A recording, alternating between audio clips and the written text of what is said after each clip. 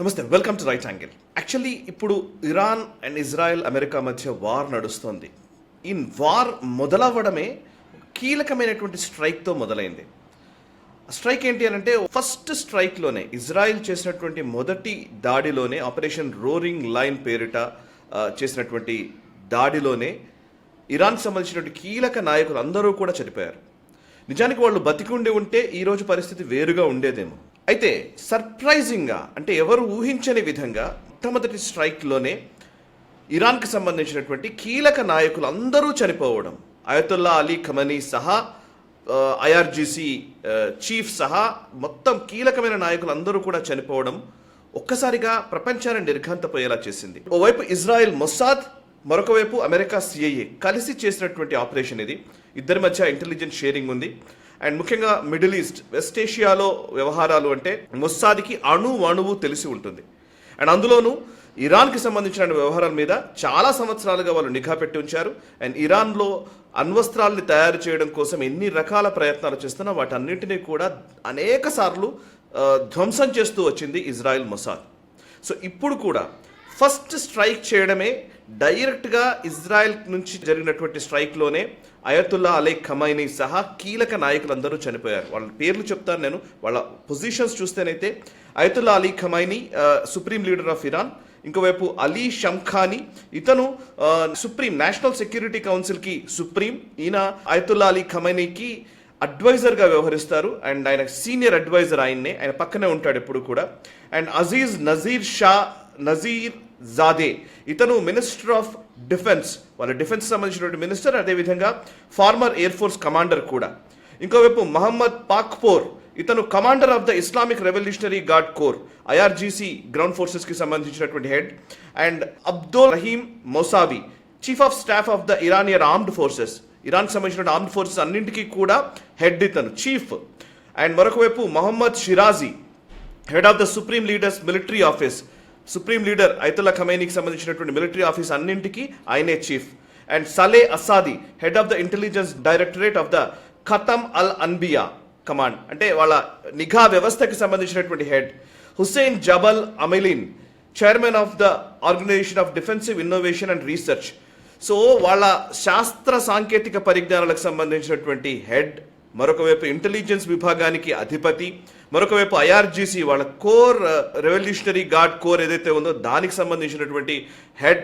అటు అలీ ఖమైనీకి పక్కన ఉన్నటువంటి అడ్వైజర్. ఇలా చెప్తూ పోతే ముఖ్యమైన నాయకులందరినీ కూడా ఒకేసారి ఫస్ట్ స్ట్రైక్లోనే ఇజ్రాయెల్ హతం చేయగలిగింది. దీన్ని ఎలా సాధ్యపడింది అని అంటే కనుక, మొసాద్ దీని వెనకాల 2-3 సంవత్సరాల నుంచి విపరీతమైన నిఘా ఉంచినట్టుగా తెలుస్తోంది. నిజానికి ఇరాన్ ఇప్పుడు వస్తున్నటువంటి సమాచారాన్ని బట్టి మొసాద్ ఈ ఆపరేషన్ ఎలా నిర్వహించింది అనే విషయాన్ని ఇప్పుడు ఒక్కొక్కటి బయటకు వస్తున్నాయి. దాని ప్రకారం చూస్తే ఇరాన్లోని తెహ్రాన్లో ఉన్నటువంటి, రాజధానిలో ఉన్నటువంటి ప్రతి ట్రాఫిక్ సిగ్నల్ దగ్గర ఉన్నటువంటి సీసీటీవీ అండ్ అక్కడ ఉన్నటువంటి అన్ని ప్రైవేట్ సీసీటీవీలు మొత్తం డేటాని ఇజ్రాయెల్ మొసాద్ ఎప్పటికప్పుడు పర్యవేక్షిస్తూ వస్తోంది. నిజం చెప్పాలంటే ఇరాన్లో ఉన్నటువంటి వాళ్ళ సెక్యూరిటీ విభాగం అంతా కూడా ఎక్స్పోజ్ అయిపోయి ఉంది. వాళ్ళ ఫోన్లు, ఖమైనీకి సంబంధించినటువంటి బాడీ గార్డ్స్కి సంబంధించిన ఫోన్లని అండ్ ముఖ్యమైన నాయకులు అందరి ఫోన్స్ని ట్యాప్ చేస్తూ ఉన్నారు. అండ్ ఫోన్లో వచ్చే ప్రతి మెసేజ్ని, ప్రతి విషయాన్ని కూడా ఇజ్రాయెల్ నిఘాలో ఉంచుకుంది. అండ్ వాళ్ళు ఎప్పటికప్పుడు గమనిస్తూనే వస్తున్నారు. సుమారు ఇది 2-3 సంవత్సరాల నుంచి కూడా అక్కడ ఈ కార్యకలాపాలు నిర్వర్తిస్తున్నట్టుగా తెలుస్తోంది. అండ్ ఇరాన్కి సంబంధించినటువంటి సుప్రీం లీడర్ మొదలుకొని ప్రతి ఒక్కళ్ళు వాళ్ళ కదలికలన్నింటినీ కూడా ఎప్పటికప్పుడు పసిగడుతూనే ఉన్నారు. అంటే అంత సీరియస్ దేశము. ఒక రకంగా చెప్పాలంటే ఇరాన్ ఇన్ని దేశాలతో, అమెరికాతోటి డెత్ టు అమెరికా అని, డెత్ టు ఇజ్రాయిల్ అని చాలా పెద్ద ప్రకటనలు చేసింది. హిజ్బుల్లా, హూతీలకి ఫండ్స్ ఇస్తోంది. ఇవన్నీ చేస్తున్నటువంటి నేపథ్యంలో ఇరాన్ ఇంత ఈజీగా దొరికిపోతుందా? ఒక పెద్ద దేశానికి సంబంధించినటువంటి సుప్రీం లీడర్ అంత ఈజీగా చనిపోతాడా అని అంటే కనుక దీని వెనకాల మొసాద్ పాత్ర ఉంది. ఎంత కష్టతరమైనటువంటి అంశాన్నైనా సరే సులువుగా, ఎవరికి అర్థం కాని విధంగా చేయడమే మొసాద్ స్పెషాలిటీ.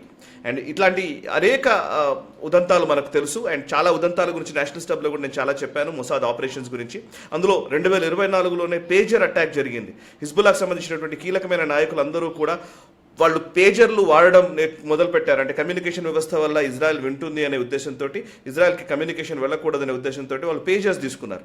సో పేజర్స్ తీసుకుంటే ఆ పేజర్స్ తీసుకునేది ఆ సంస్థ దగ్గర నుంచి ఎవరి దగ్గర కొనుగోలు చేస్తున్నారో ఆ సంస్థనే వీళ్ళు ప్లాన్ చేసి ఆ సంస్థకి ఫండ్స్ ఇచ్చి వాళ్ళ ద్వారానే పేజర్స్ కొనిపించి, పేజర్ కొనుక్కునేటప్పుడే ఎక్స్ప్లోజివ్స్ అందులో దూర్చి ఆ ఎక్స్ప్లోజివ్స్ని పెట్టి మరి సరైన సమయానికి ఒకటేసారి ఆ పర్టికులర్ టెర్రరిస్టులు పేజర్లో అక్కడ మోగడము, ఆ పేజర్ మోగిన వెంటనే చనిపోవడం మనకు తెలుసు. సో అట్లా ఆపరేషన్స్ నిర్వహించారు. అండ్ ఇప్పుడు కూడా ఇరాన్కి సంబంధించిన సుప్రీం లీడర్తో సహా అందరినీ మీద స్ట్రైక్ చేసిన నేపథ్యంలో ఇందులో టామహాక్ మిజైల్స్ వాడినట్టుగా తెలుస్తోంది.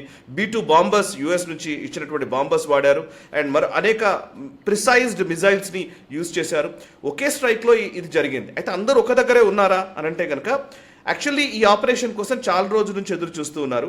నిజానికి ఇట్లాంటి స్ట్రైకింగ్ ఆపరేషన్స్ ఎప్పుడు చేస్తారంటే కనుక అర్ధరాత్రి పూట చేస్తారు. అంటే రాత్రిపూట అయితేనే ఈజీగా ఉంటుంది రిటాలియేషన్కి వీటన్నిటికీ. కాబట్టి అర్ధరాత్రి పూట ఇట్లాంటి దాడులు చేస్తూ ఉంటారు. మనం కూడా ఈవెన్ సర్జికల్ స్ట్రైక్స్ కానీ, ఎయిర్ స్ట్రైక్స్ కానీ, ఈవెన్ మొన్న జరిగిన ఆపరేషన్ సింధూర్ సమయంలో కూడా మనం చేసినటువంటి అటాక్స్ కానివ్వండి, ప్రిసైజ్డ్ అటాక్స్, ఇవన్నీ మనం అర్ధరాత్రి పూటనే మనం చేస్తాం. ఈవెన్ ఇజ్రాయెల్ అయినా ఏ దేశమైనా చేస్తుంది. కానీ ఇక్కడ ఏం చేశారంటే అర్ధరాత్రి చేయాల్సిన దాన్ని ఉదయానికి ఎందుకు మార్చారు అనంటే ఈ Iran supreme leader Ayatollah Ali Khamenei సహా మిగతా నాయకులందరూ కూడా ఒకేసారి ఒకే దగ్గర ఒక సమావేశం నిర్వహించుకోవాలని వాళ్ళు ప్లాన్ చేసుకున్నారు. అందుకోసమే రాత్రిపూట కాకుండా డే లైట్లో అంటే పొద్దున ఆ ఇరాన్ టైమింగ్స్ ప్రకారం 9:30 గంటలకి ఈ స్ట్రైక్ జరిగినట్టుగా తెలుస్తోంది. సో 9 గంటలకి ఆ టైంలో అంటే ఉదయం పూట కరెక్ట్గా అందరూ సమావేశం అవ్వడానికి సిద్ధమైన టైంలో ఆ టైంలోనే స్ట్రైక్ చేయడం జరిగింది. అది కూడా ఎంత మోతాదులో ఎలాంటి స్ట్రైక్ చేయాలనేది ముందే నిర్ధారించుకొని స్పష్టంగా కొట్టారు. కాబట్టి ఇప్పుడు ఇరాన్కి సంబంధించిన కీలక నాయకులు అందరూ కూడా ఒక్కసారిగా చనిపోయారు. ఇరాన్కి సంబంధించిన నాయకులు మాత్రమే కాదు, ఈవెన్ హిజ్బుల్లాకి సంబంధించిన కీలక లీడర్స్ కూడా చనిపోయారు. తర్వాత రిటాలియేషన్ చేసిన నేపథ్యంలో అప్పుడు ఇరాన్ నుంచి రిటాలియేషన్ రావడము, హిజ్బుల్లాకి సంబంధించినటువంటి ఎస్టాబ్లిష్మెంట్ నుంచి కూడా దాడులు జరగడం ఇజ్రాయెల్ పైన. ఈ నేపథ్యంలో కంటిన్యూస్గా ఫిబ్రవరి 28వ తేదీన శనివారం నాడు ఈ ఇరాన్కి సంబంధించిన సుప్రీం లీడర్ సహా మిగతా వాళ్ళ మీద అటాక్ చేశారు. అండ్ ఫస్ట్ రోజు, సెకండ్ రోజు, ఆ తర్వాత కంటిన్యూ అవుతున్నాయి స్ట్రైక్స్. ఈ స్ట్రైక్స్ కంటిన్యూ అవుతున్న టైంలో హిజ్బుల్లాకి సంబంధించి హుస్సేన్ మ్యాక్లేడ్, అతను ఏంటంటే ముఖల్లద్ అని కూడా ఆయన పిలుస్తారు, హిజ్బుల్లాకి సంబంధించినటువంటి ఇంటెలిజెన్స్ హెడ్ క్వార్టర్స్లో ఉండేటువంటి వ్యక్తి, intelligence head quarters head chief అతన్ని చంపేశారు. అండ్ మహమ్మద్ రాడ్, అతను ఏంటంటే హిజ్బుల్లాకి సంబంధించినటువంటి పార్లమెంటరీ బ్లాక్ లీడర్. సో కీలక నాయకులు వీళ్ళంతా కూడా. అదామ్ అద్నాన్ అల్ ఒథ్మాన్, కమాండర్ ఆఫ్ పాలస్తీనియన్ ఇస్లామిక్ జిహాద్ గ్రూప్కి సంబంధించినటువంటి కమాండర్ అండ్ లెబనాన్లో ఉంటాడు. అన్నేమ్డ్ సీనియర్ ఫీల్డ్ కమాండర్, చాలా మంది ఫీల్డ్ కమాండర్లు, చిన్న స్థాయి నాయకులు చాలా మంది చనిపోయారు. కానీ అంటే మొసాద్ ఎప్పుడు ఆపరేషన్స్ ఫస్ట్ స్ట్రైకింగ్ ఎప్పుడు చేస్తారంటే కనుక మొదట చేసేటువంటి అటాక్ కీలక నాయకుల్ని ఫస్ట్ ఎలిమినేట్ చేస్తే మిగతా మొత్తం సిస్టమ్ అంతా కూడా చేతిలోకి వస్తుంది. వాళ్ళు ఎంత రిటాలియేట్ చేసినా కానీ వాటిని ఎదుర్కొనే డిఫెన్స్ క్యాపబిలిటీస్ వీళ్ళ దగ్గర ఉంటాయి. కాబట్టి సో ఫస్ట్ కీలక నాయకుల్ని ఎలిమినేట్ చేయాలని డిసైడ్ అయిపోయారు, ఎలిమినేట్ చేశారు. సో ఇది ఒకేసారి ఇదంతా జరగడం అనేది నిజంగా ఒక రకంగా చెప్పాలంటే మొసాద్ చేసేటువంటి ఆపరేషన్స్లో, మొసాద్ నిఘాని ప్రొక్యూర్ చేసే విధానంలో అండ్ స్ట్రైకింగ్ క్యాపబిలిటీస్లో ఇజ్రాయెల్కి మరొకసారి వాళ్ళను ఒక సుప్రీం ఇంటెలిజెన్స్ ఏజెన్సీగా మొసాద్ని నిలిపింది. అండ్ ఇంటెలిజెన్స్ షేరింగ్ మాత్రమే కాదు, దానికి తగ్గట్టుగా అటాకింగ్ క్యాపబిలిటీస్ కలిగినటువంటి ఇజ్రాయెల్ డిఫెన్స్ ఫోర్సెస్ కూడా ఇందులో ఖచ్చితంగా కీలక పాత్ర వహించాయి. అటువంటి ఆపరేషన్స్ ఈవెన్ భారతదేశం కూడా ఈ మధ్యకాలంలో చేస్తూ వచ్చింది. సో మనం కూడా even research and analysis wing కూడా ఇట్లాంటి ఆపరేషన్స్ చాలానే చేస్తూ వస్తోంది. సో మనం కూడా ఎందుకు ఇదంతా డీటెయిల్స్ ఎందుకు తెలవాలి అని అంటే కనుక డెఫినెట్లీ యుద్ధంలో పవర్ అనేది చాలా కీలకం. ఎప్పుడు కూడా పవర్ని అర్థం చేసుకుంటేనే అండ్ పవర్ఫుల్గా ఉండడం ఎలాగో నేర్చుకుంటేనే ఆ దేశాలు నిజంగా మనుగడ సాధిస్తాయి. కేవలం మాకెవరితో సంబంధం లేదు, మా బాగానే ఉంటాంలే అనుకుంటే మాత్రం ఖచ్చితంగా పొరపాటు జరుగుతుంది. అండ్ ప్రియంప్టివ్ అటాక్స్ అని వీళ్ళు చెప్పారు. వాళ్ళు దాడి చేస్తారన్న తలంపు ఉన్నప్పుడే మనం దాడి చేయడం అనేది చాలా కీలకమైనటువంటి అంశం. డిఫెన్సివ్ ధోరణిలో ఉండడం కాదు, అఫెన్సివ్గా వ్యవహరించడం, ఎదుటి దేశం నుంచి వచ్చేటువంటి దాడిని ముందే పసిగట్టడం, ఆ పసిగట్టిన దాన్ని బేస్ చేసుకుని వాళ్ళపైన తిరిగి దాడి చేసి ఆ శత్రుముఖలని పూర్తిగా అణిచివేయడం. ఇది ఖచ్చితంగా యుద్ధంలో అవసరమైన నీతి. ఇది చాణక్యుడు చెప్పిన నీతి అండ్ మొసాద్ చెప్పిన, చాణక్యుడు చెప్పిన ఈ నీతి, యుద్ధ నీతి అనేది తరతరాలుగా కంటిన్యూ అవుతోంది, రేపు పొద్దున కూడా కంటిన్యూ అవుతుంది. శాంతి పేరిట కేవలం వచనాలు చెప్పడం వల్ల శాంతి నెలకొల్పబడదు. శక్తి కలిగిన వాడే శాంతిని స్థాపించగలడు. ఈ వీడియో నచ్చితే లైక్ చేయండి, 10 మందికి షేర్ చేయండి, కమెంట్స్ ద్వారా మీ అభిప్రాయాలు మాతో పంచుకోండి. మనసా వాచా కర్మణ దేశహితం కోసం నేషనల్ స్టార్. ఈ వీడియో మీకు నచ్చినట్టయితే లైక్ చేయండి, 10 మందికి షేర్ చేయండి. అలాగే కామెంట్ల రూపంలో మీ అభిప్రాయాలను మాతో పంచుకోండి. Nationalist hub group of channels ను సబ్స్క్రైబ్ చేసుకుని తెలుగునాట జాతీయవాద జర్నలిజాన్ని ప్రోత్సహించండి. ఈ వీడియో కింద ఉన్న బెల్ ఐకాన్ పై క్లిక్ చేయడం మర్చిపోవద్దు.